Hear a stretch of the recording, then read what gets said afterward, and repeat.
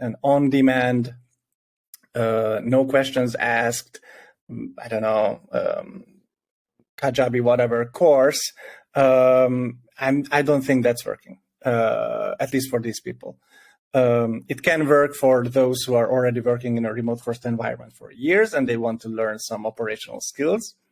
Fine. But those who are trying to either transition to remote first or just about to build their first remote operations and policies and stuff, that doesn't work for them. Second, people want to ask the questions and they want to have feedback.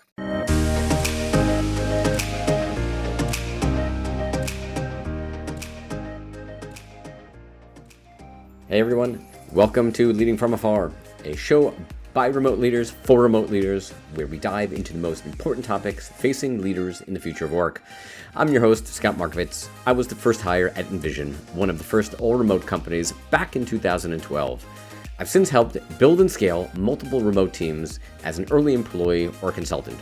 In each episode, we geek out doing deep dives on specific topics like within async, hiring the best talent anywhere, how to create a fun and engaging environment remotely, and so much more. This show was created to help managers leading remotely upskill themselves to help them build world-class remote cultures. If you enjoy this content, please feel free to support me by subscribing in your favorite podcasting app, share it with friends and colleagues, and feel free to buy me a coffee via the show's website.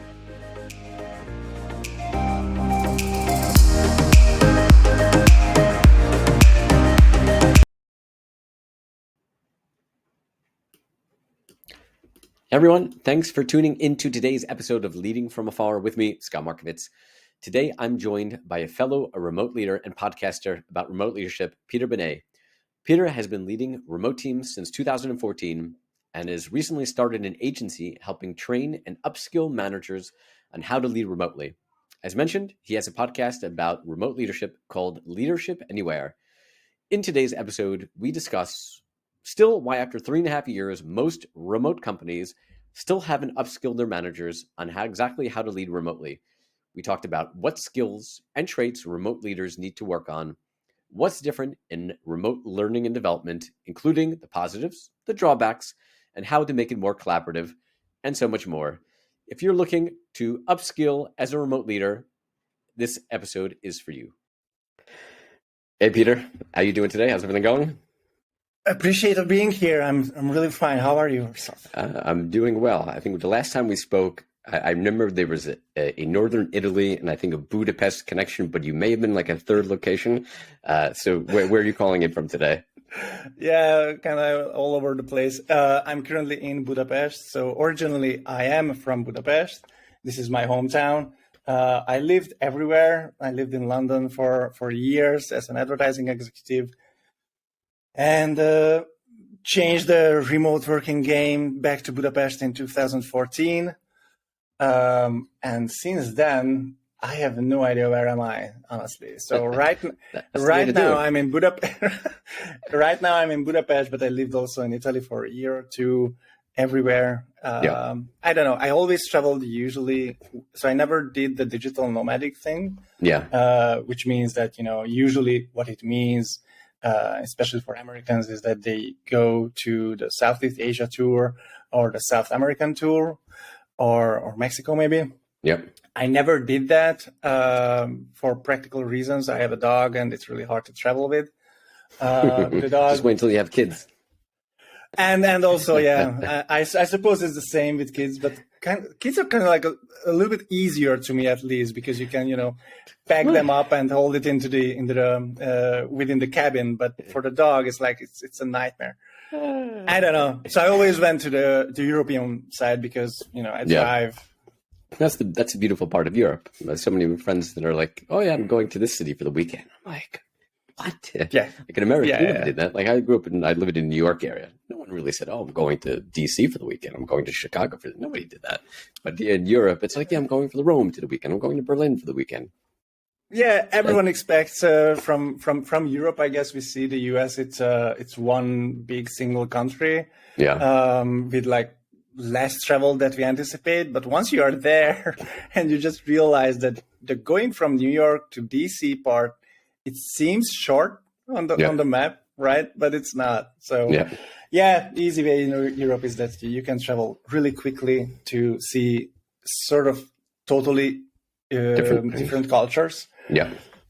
So that's nice. It also has some, backlog and flip side, because all of these countries are super different in terms of how they operate. Yeah. And I just had a conversation a week ago with an employer of record company, and the way they employ people within Europe, which is the main driving force for remote work right now, by the way, is totally different, because in the States, of course, you have like statewide laws, of course, but most of the stuff is federal. So it's kind of like easier to employ people within different states. Yeah.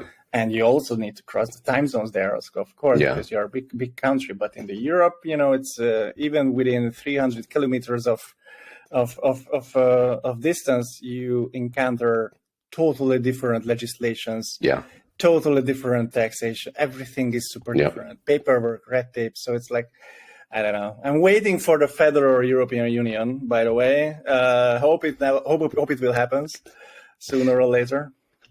One day.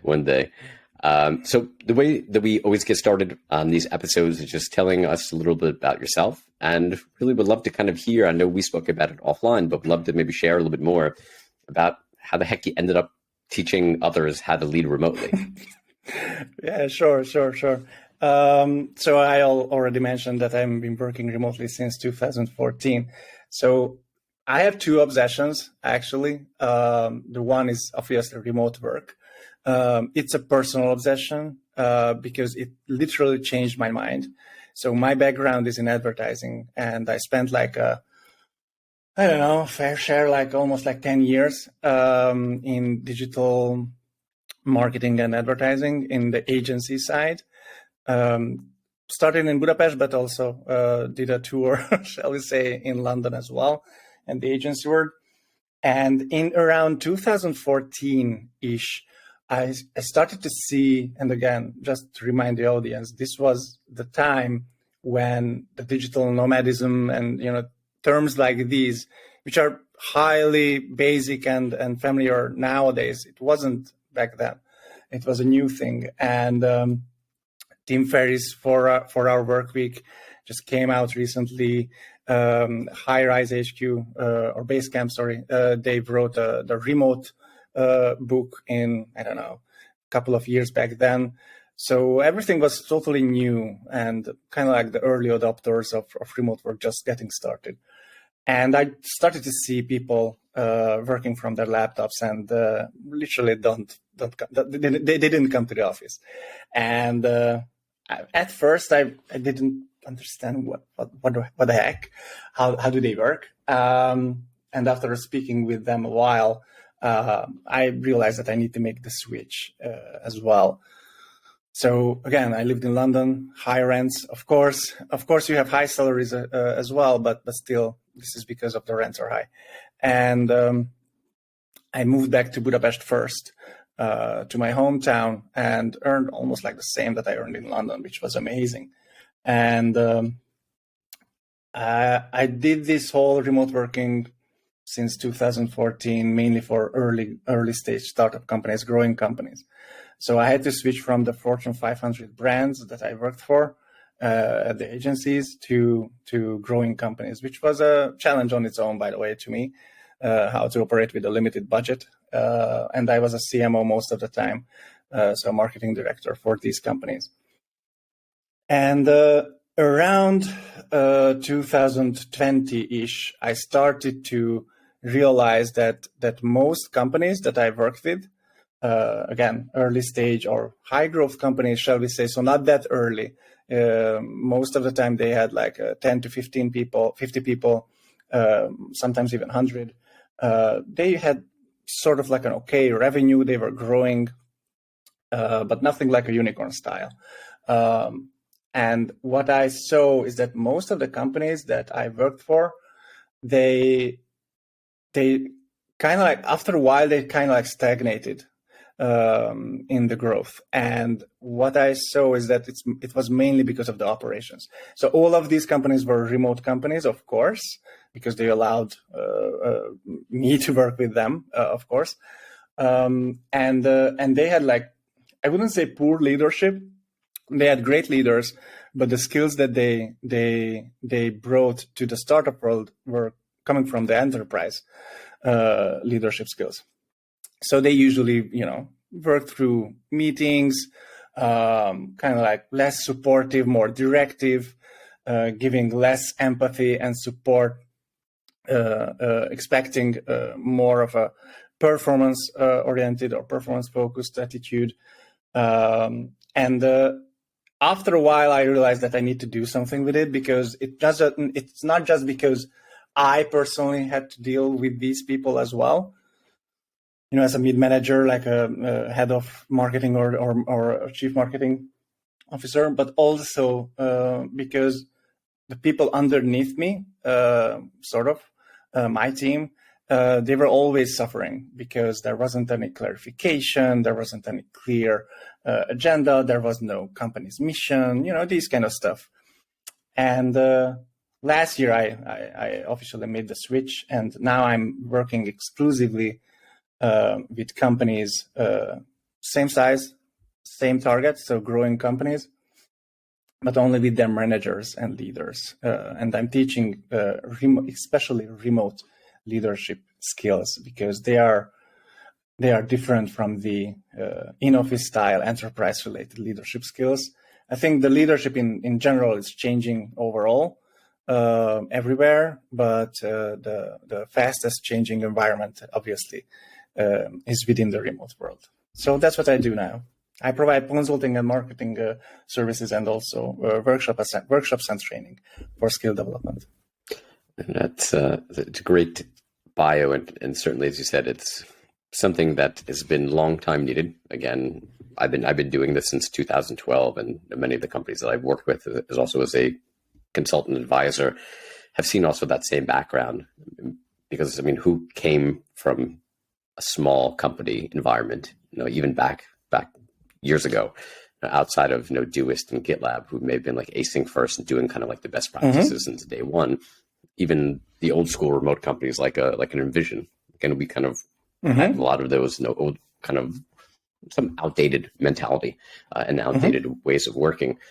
But I think that the thing that fascinates me, and is that it's a long-term issue, but what we've seen in the last 3 years, which has been absolutely baffling to me. I could understand it the first 3 months, 6 months, first year maybe, but beyond that companies still haven't yet either understood, or on the other side they understood, but they haven't invested yet in learning development and upscaling remote managers. Because obviously, as we said, it's totally different, right? There are definitely a lot of overlap, like good leaders need to have empathy and you need to be focused on this. But in a remote environment, it's all about intentionality, right? Everything you do, engagement and feedback and whatever it is, like requires intentionality. And you need to be able to teach that and teach people how to be intentional and how to do those things. I've seen that with recent managers that I've had who have good leadership skills and abilities, in the sense of, very supportive and like whatever you need, there'll be an unlock, but miss that kind of intentionality training where, hey, the only time you may speak with the people like your direct reports are when you have one-on-ones like every other week. And if those get canceled, well, you're only talking to your manager, you're only talking to your direct report once a month. So how are you going to know the impact that they're making? How does your employee know that you know the impact that they're making? How do you build relationships when you only speak to them one-on-one? And again, how do you do all those things? So for me, it's kind of baffling. I would just love, obviously all the companies that you're talking with, and you have a podcast very also similarly on the topic of leading remote teams, which is similar theme to this. Give a sense of why. Like, why are we 3 years in? Why the hell are there still, I would again say probably 70% of remote companies are not investing in upskilling or not retraining their managers on how to do this? Because this is kind of like foundation number one, I think, of anything in remote.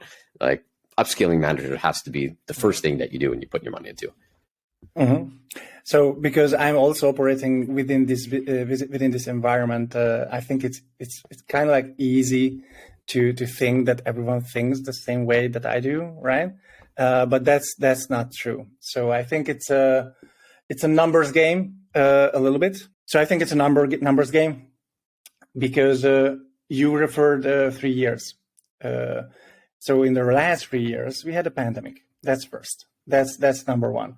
And how people treated the pandemic in terms of remote work, everyone thinks, because most of the people felt that whole shift from the employee perspective, right? And they thought that, it's amazing. We now can work remotely. We can work from home. Everything is super beneficial for my private life, personal life. And I can also be a little bit more efficient, and the performance is a little bit risen compared to the previous figures. So every study says now that if people and employees working remotely, the performance is higher a little bit than in office. No one actually doubts that now. But we tend to forget the aspect of the manager and the leader. For them, that was a freaking crisis. That was a crisis. And when your viewpoint to a situation that you need to deal with is a crisis management viewpoint, and you need to make sure that your previously in-office company somehow able to operate remotely, that's crisis management. That's not opportunity seeking. That's not investment attitude. That's not something where they need to understand that, for the long term, there is no returning back to the office. For the long term, you need to actually invest in certain areas, skill development, but not just skill development, by the way, operations. You have to audit how you work together. You have to create policy, and so on and so on. But they all require the mindset of an investor. And when you're managing a crisis, you're not in the investor mindset. So that's number one, I think. And I hope that this year and the next will bring out the investor mindset from managers and leaders. Because now there is no pandemic. People can kind of go back to the office, although they probably won't, or not on that scale that they were worked in the office before, pre-pandemic. And managers need to feel this need, and they need to invest in the policies and the resources and everything that they do in the operations and the skills that they lead the companies. And the second part, I think, and I think you can relate to that really quickly, because you kind of work with the same people, who I'm working with most of the time. So people usually think that the growing companies, I wouldn't say startups, but like growing small businesses online, they usually founded by younger people, younger like 30, or even less. That's not the case. So I personally, by the way, I worked for almost 5 years for an IP consulting company, so intellectual properties. We consulted with many startup companies who wanted to protect their ideas, yada, yada, yada. And I've met with, I don't know, hundreds or even thousands of founders. And then there is also, by the way, objective statistics behind that too. Most of the founders are 35 plus, or even more, 40 plus. Why? Because they worked in a classic enterprise setup. They saw a problem that was a problem with the enterprise, and they started to solve it first internally, by the way. And when they got into walls and silence and whatever, and it was also correlated with their, okay, I need to do my own stuff now, personal drive. Then they founded their companies and growing companies. And they obviously had their network to sell to, had their already expertise that they had. So these companies were super successful within the first 2 to 3 years. So most of the founders are, I wouldn't say older people, because I'm also 30, 35, 40, but not the young ones that we traditionally assume with startup companies. And what does that mean? These people usually gain their leadership and managerial skills from enterprise practices. So when they wanted to manage people, they grabbed on the meeting room. When they wanted to track the tasks that they do, they monitored the performance instead of focusing on the outcomes. And I can go on and on and on and on. But usually the mindset that they had and the leadership skills that they learned from coming from enterprise versions. Now, some of them and some of those skills are super valuable still. I honestly believe that, for example, the financial quota as a theory is one of the greatest inventions of market capitalism. It's amazing. But some other skills should be transformed a little bit for the remote environment, because you simply don't have the office. You need to be proactive. I completely agree. So when we want to talk about those critical or foundational skills that a remote manager needs, again, maybe that they didn't necessarily need in an office, what are those, again, most important specific skills that remote managers need to start upskilling, or they should obviously have been doing that for a while, but at least now start upskilling? And why are those specific skills so important for remote environments? I would go even further, that these are not really skills. These are more like mindset changes, which obviously later on can translate into actual practical skills. The one thing which I talk about a lot and teach about a lot is to default to transparency. So, and we can argue how much transparency a company can live with.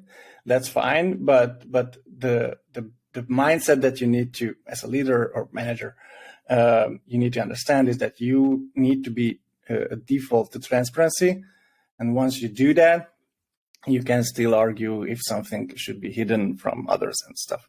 Why is that? Because in the office, it's super easy. If you imagine you walk into the office physically, you immediately see people around you. You immediately see where is the manager's room. You immediately see the boardroom.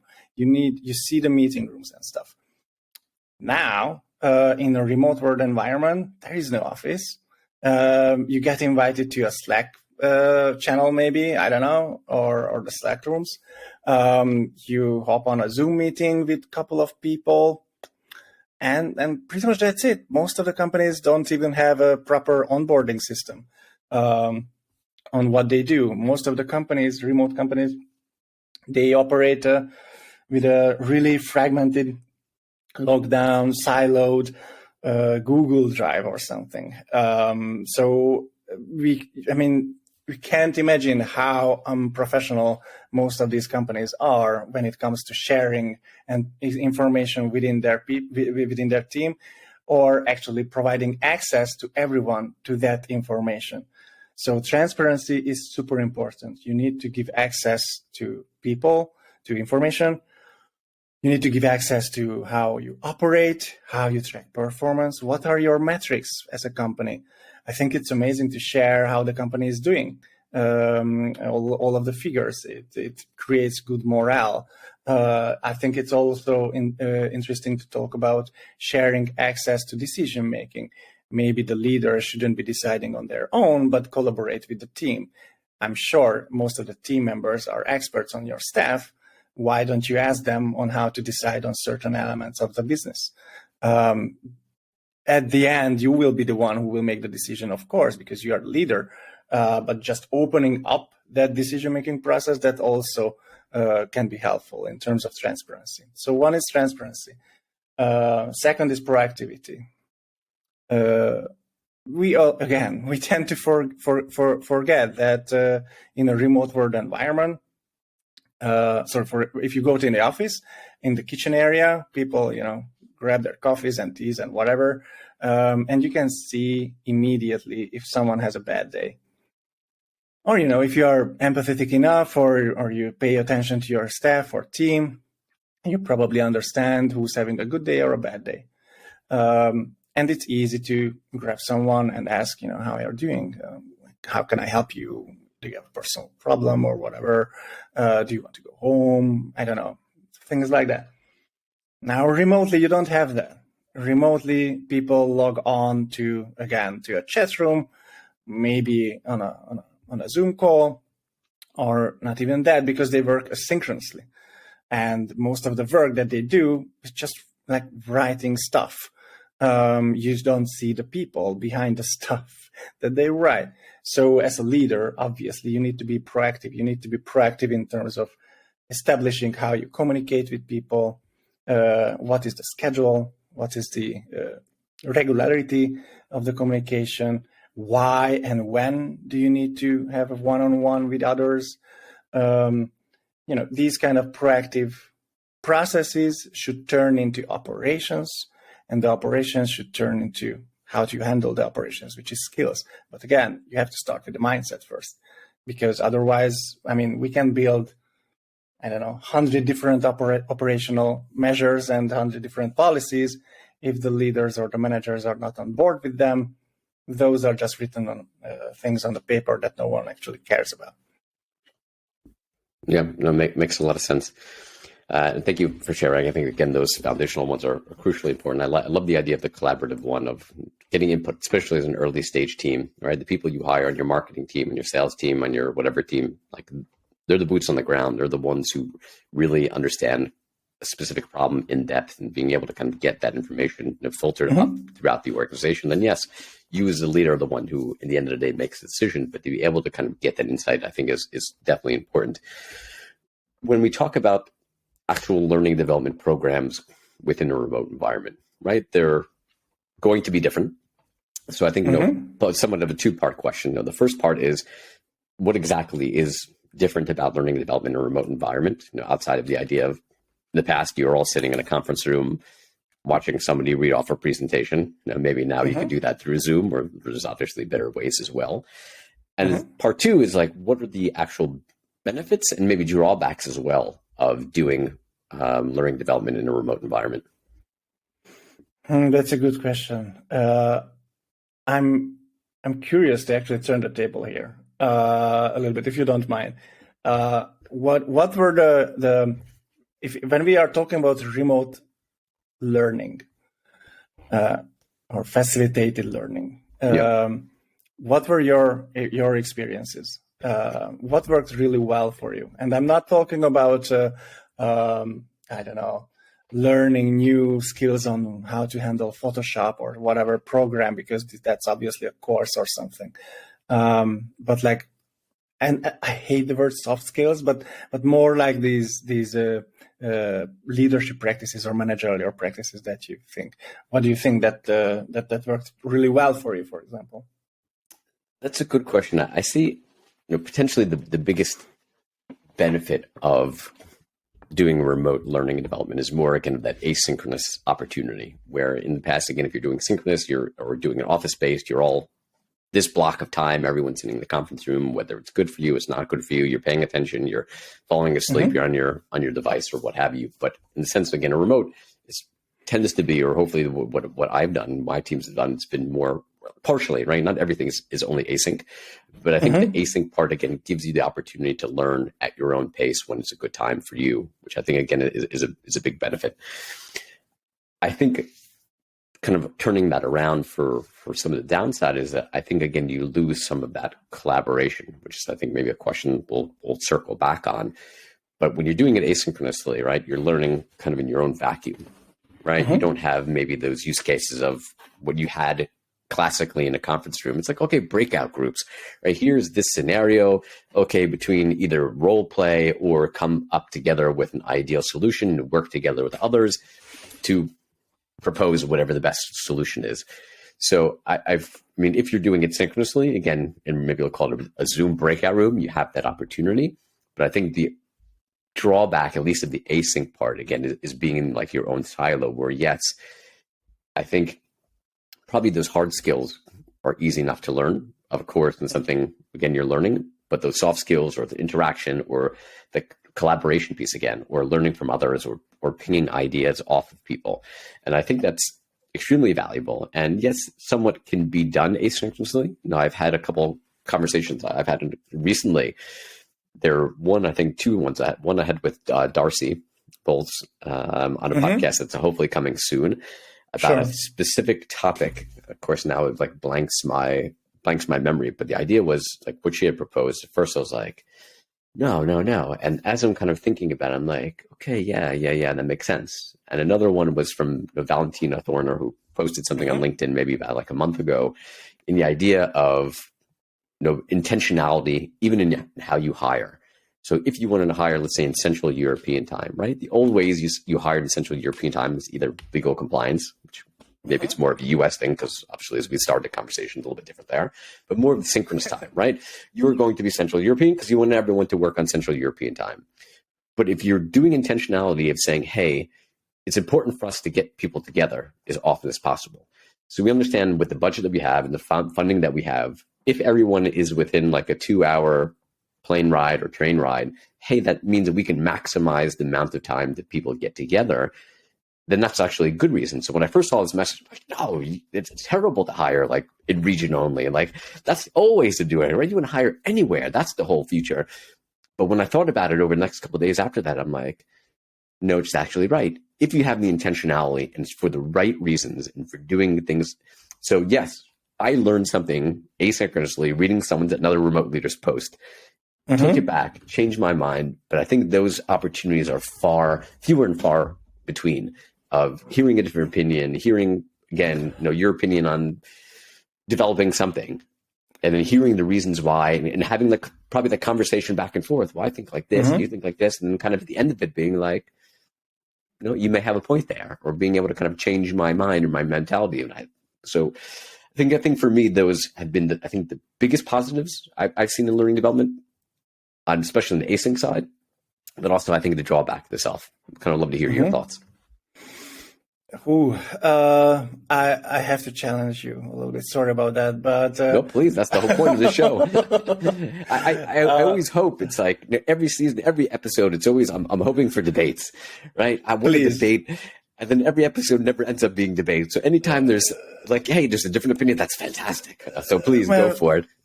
You got your man then. So I think so. Let me start from really far away. So I worked with a lot of Web3 companies before as a marketer.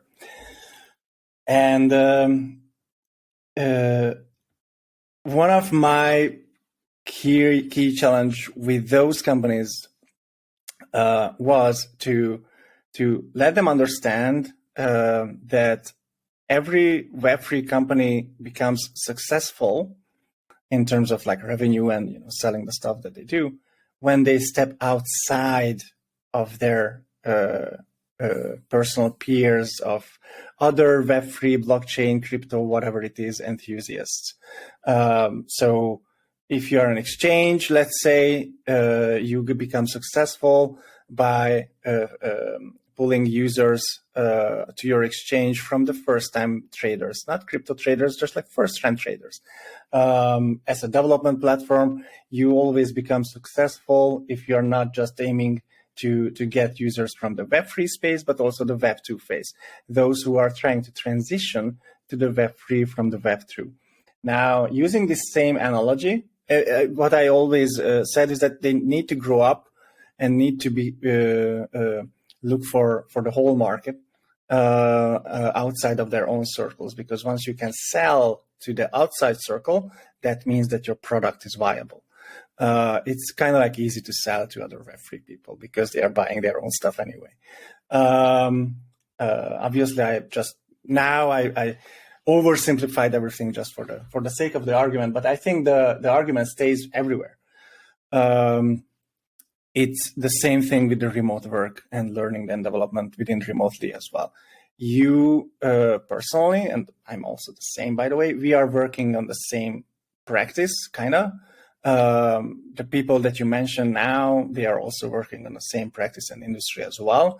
And we tend to think that how we learn is the same as how the managers and the leaders of other companies learn. It's not true, I think. What I see is like three things at least. Number one, although it is, I'm not saying it's simple, but understandable for us, right? Because we are obviously, it will be surprising if it's not, right? Because we are working in this industry. But it's not the same and not the simplest for others who are not within this industry. Meaning that when they come to a training program that I do or a workshop or whatever, they have it's almost unbearable how many questions they have. They no clue, seriously. Super interested, super want to learn, so many questions that they have. They want clarification, they want feedback. Am I doing this right? Am I doing it okay? Should I do this at all? Is it working? And I can go on and on. So many questions. That means, by the way, that, for example, an on-demand, no questions asked, I don't know, Kajabi, whatever course, I don't think that's working, at least for these people. It can work for those who are already working in a remote first environment for years and they want to learn some operational skills.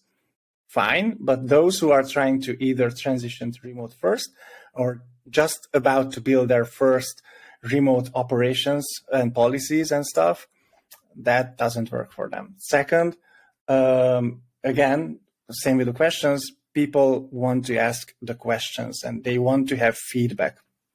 Therefore, I think anything that's around mentorship, anything that's around answering questions will work. If it's one-on-one for a leader, mentorship coaching, always working. If it's for groups, workshops, always working. And I mean live workshops. Now, the third one is that, again, information, you see, and you think that information overflows everywhere, right? But it's not the case. For these, I know it's hard to believe, but not everyone spends 2 to 3 hours on LinkedIn learning new stuff because they just don't have time. And most of the knowledge and information that they have are from, I don't know, half-assed written articles from Forbes, Fortune, whatever, or New York Times or whatever. And these are not proper information on the matter, right? So therefore, I personally believe that a short, just like 1-2 hours of training, consolidated knowledge to give them, this is how it works, this is what you need to do, these are the facts, these are the definitions or whatever, and this is how it can work. Now, do you have any questions? Because obviously these are general knowledge, synchronized and consolidated, of course, but these are general and that cannot be, it can, but you should apply to your own setup. And that's when questions and workshop and doing it together starts. So I think it's a mixture of two. And by the way, quickly answering just one more thing that you said, that does it work remotely? Of course it does. So actually, funny thing, and that's, I'm not sure it's true, but that's what I experienced personally. When you have like 20 people in a meeting room, and you have your whiteboard and shit like that, and you talk about stuff. Some people just doing their mobile phone or whatever. They don't pay attention. In a remote setup, we see each other's faces, so I immediately know who doesn't pay attention. So it's also, to me, actually, I prefer this setup. I'm not sure how, I don't know, applicants or candidates feel, but I do prefer it. I love the point, and I have kind of taking a step back again. I pretty much in line kind of what the things you said, and it's something that I've felt and I've said multiple times, and other people have said that, right, when the pandemic hit and everyone was scrambling to figure out what the hell do we do with this remote, and what did people do? They looked at GitLab. They took GitLab's manual, and then it became Company X's manual, right? That's not it works for GitLab, might not work for you. Exactly. So I think it's the same idea very much of these companies who are preaching kind of like the golden standards, right? Doist, right? I think for me, Doist is like, the gold standard in many cases of whatever it is. So let's say async. So this is the golden standard of how async works, how it should work, so on and so forth. But if you're a company who's doing synchronous and you're shifting into an asynchronous world, right, that's probably not going to be the way it's going to work for you, or at least not in the short term. Maybe eventually, yes, you're going to get there, but you're going to have to go in more broken steps. And for me, I think that was one of the points of the show. It's yes, thankfully you had many of the well-known names in the space of remote leadership, but I've also had to try to get as many people that no one knows about for the same perspective of, right, different experiences, different perspectives, companies who are doing all the things the best, companies who are not doing the things the best, different challenges, different things, just to be able to kind of get those ideas out there, just to hear different perspectives of what people had said. And I like, again, the idea of the collaboration and questions and kind of one-on-ones. So it kind of leads me to maybe my next question of the tools maybe that you personally use that you recommend to companies using to enable teams to learn remotely, in those different formats of the actual learning, maybe the group creating, access to networks, mentorship, and things like that. Have been advising one company that's, I guess, in the space called Bunch, that kind of giving leaders bite-sized chunks of knowledge in all different types of spaces from all different types of people, creating communities and access to office hours and mentorship and things like that, which I think kind of are combining the different pieces we spoke about. But I'd love to hear what tools that you're using, what tools you're recommending to the companies that you're working with. I think you again met your guy, because I'm not giving any kind of advice on tools, because tools doesn't matter. That's one thing I actually wanted to remind the audience on. One really crucial part. You referenced a lot of examples from GitLab, Doist, and others, and we all know the Buffer, for example, or Basecamp, or any other companies that are really successful in not just remote first setup or remote first organizations, but also within asynchronous work. And I want to highlight that these are mostly developer-driven, developer-focused, engineering-focused, engineer-driven companies, meaning that they are building a product with engineers online, and they work together to ship a product to their customers, yada, yada, yada. It is, and most of the asynchronous workflows that we right now teach or apply are coming from the engineer background. So how they develop a software or tool. Anyone who's listening and an engineer should understand that coding asynchronously, creating a shared state of software, these kind of focus points are coming from the engineer world, and we actually took it and as an operational approach. Now, what if you have a creative agency remotely? What if you have a sales team that you need to manage remotely? What if you need to manage a customer service team remotely? What if you're a recruitment agency, let's say, and you need to find talent for your clients remotely and asynchronously? How would you approach operational standards for your company?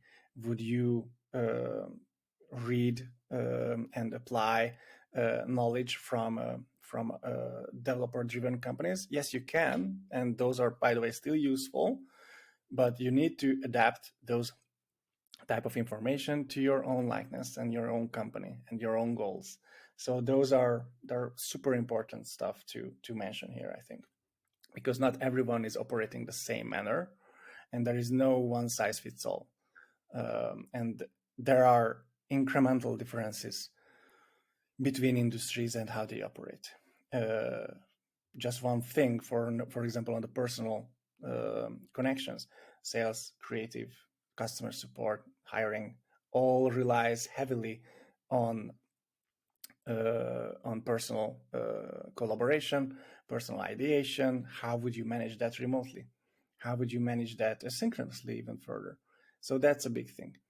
In terms of tools, I get asked this question quite a lot, especially from clients as well. Okay, but what should we use? I think one thing that we need to understand is that most managers and leaders have that tendency to, throw resources at problems. Okay, here's a problem. Let's throw budget on it. Your marketing machine is not converting. Hire more people, give more marketing budget. You need an operational problem and solution for remote team management. Yeah, these are the tech stack that we need to apply from tomorrow. No. So it doesn't work like that. You cannot solve this with resources. You need to solve it with goals first. You need to fix what do you need, what do you want, what do you get out from the tools or with the tools. And once you have that, the tools after that, it doesn't really matter. They are all, I'm not saying all the same, but there are only a couple of differences that you need to adjust if you want to. But first, you need to understand why do you need that tool? What are you using that tool for? And how would you use that tool? And once you know these three, you can actually get the tool that fits your needs. So start with the why, start with the how, start with the what, and only at the end start with the which tool.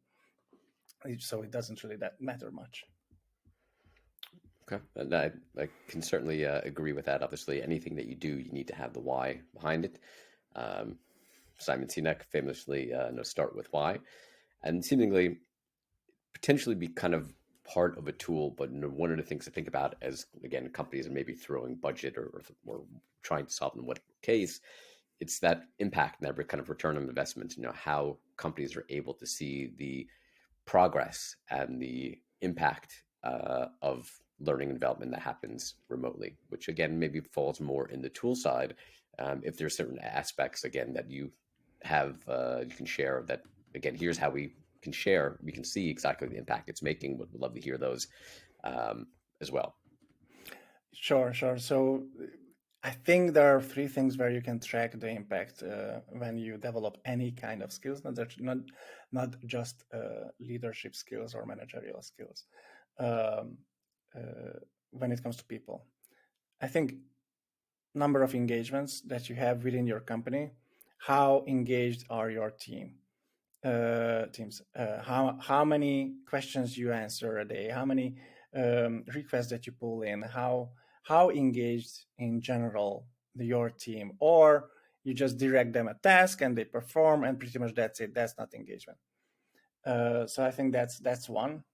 Second is the performance, and this is where most of the managers miss the point, that they usually focus on the tasks. How many tasks did we achieve within a given period of time?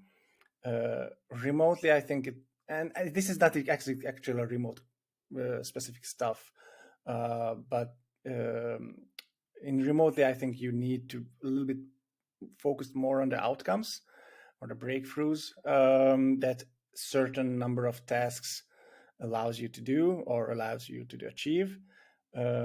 So not monitoring, more like measuring, not reporting, more like supporting, and so on and so on. So that's performance for sure.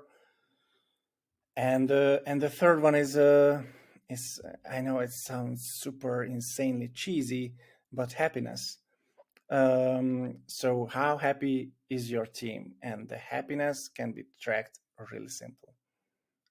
Employee churn. So if they fluctuate a lot, if they are, I hate the word silent quitting as well. So when people are not actually doing stuff that they should, not engaged, and constantly looking for other job or other opportunities, that means that you don't have a really happy, engaged, committed team.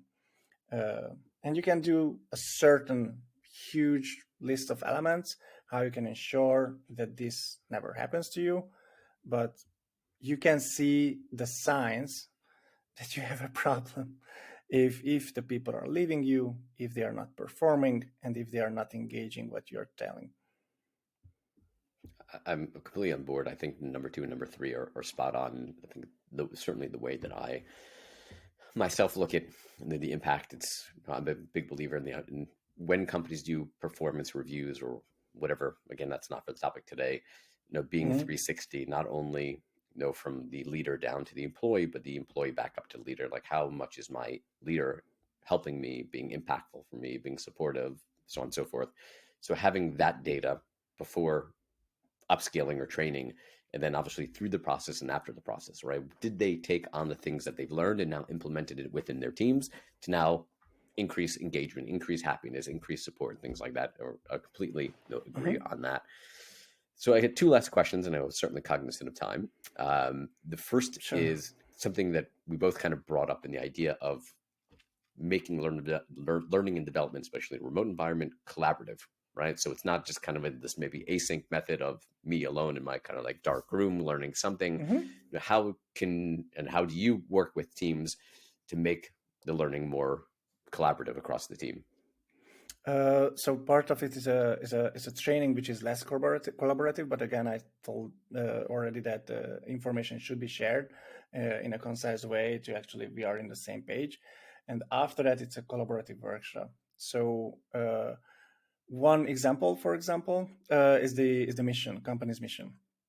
So I think most, especially growing companies, they don't really care or not focus on any kind of mission statement or whatever it is, why they are there, what is the value that they bring to the world, what they are standing for, what they are trying to achieve, how they are trying to achieve changing the world with their product or service or whatever they do, what is the impact that they are trying to make. They usually don't form it or formalize it into a written format, and that should be formalized by the leadership first, at least, to make it open for the wider team to collaborate on. So one of the things that I do is to formalize that mission statement somehow together in a live collaborative fashion or environment. That's one. Others are usually asynchronous or mentorship related collaboration, meaning that operations. So sometimes that they think that they do is actually not the thing that they actually do. So there is usually a gap between the two. And also, I also provide feedback. So for example, one of the almost like funny that most leaders think that how they are super engaged with their team, hearing their thoughts and whatever, and the message that they are trying to convey and transfer to their team is going through.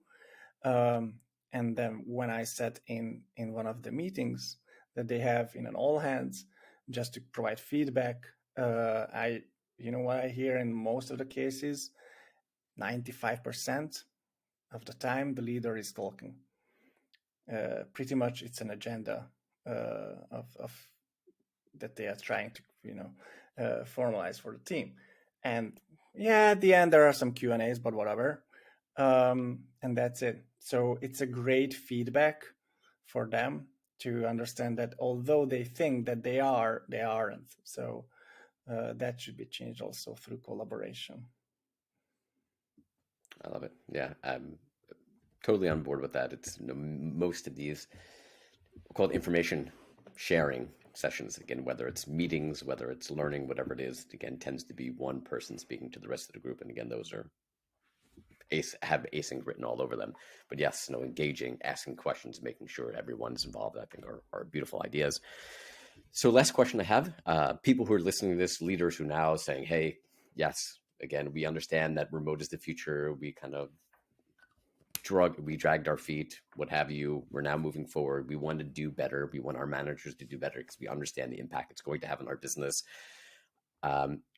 Recommendations, tips, like where should they start, right? What's the most important 1, 2, 3 things that companies should be investing in today within learning and development as getting started? I think that's a really good question.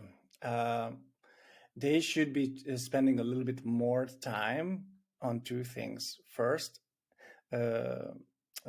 looking for information that are already and freely available on the internet.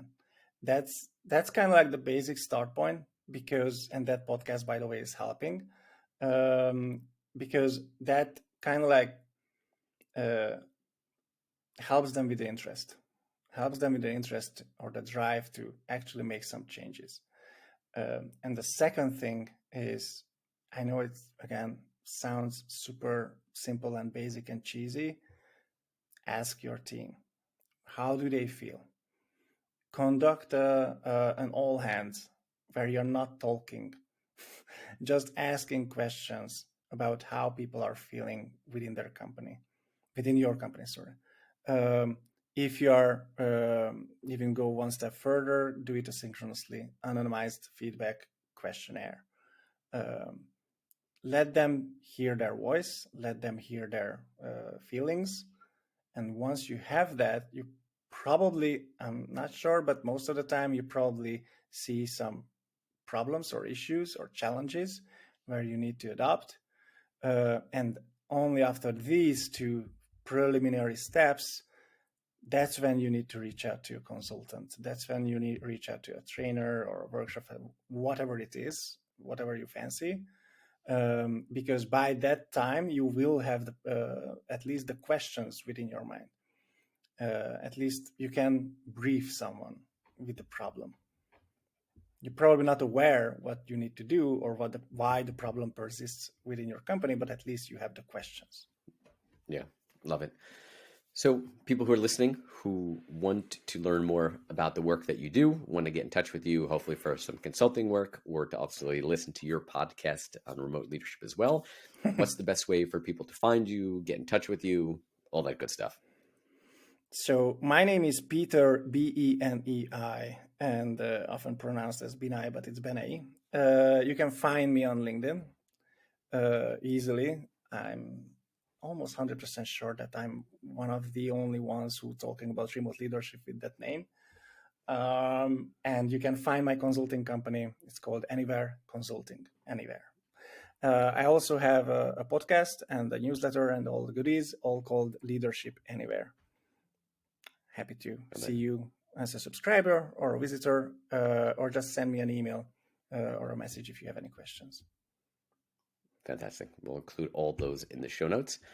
And Peter, thank you so much for joining today. Thank you so much for sharing your experience as being a remote leader for many years and sharing the experience and the things that you've learned and you're sharing with companies that you're consulting with.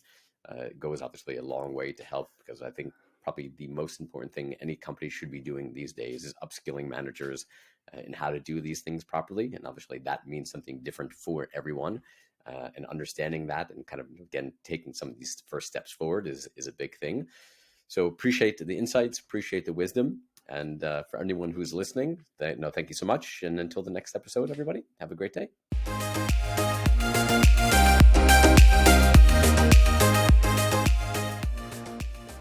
Thank you so much for tuning into today's show. I really hope you enjoyed it. My aim is for everyone listening to have one takeaway from each episode they can then go and use with their teams. If you enjoyed the show, please feel free to support me by subscribing in your favorite podcasting app, on our YouTube channel, share it with friends and colleagues, and please feel free to buy me a coffee via the show's website.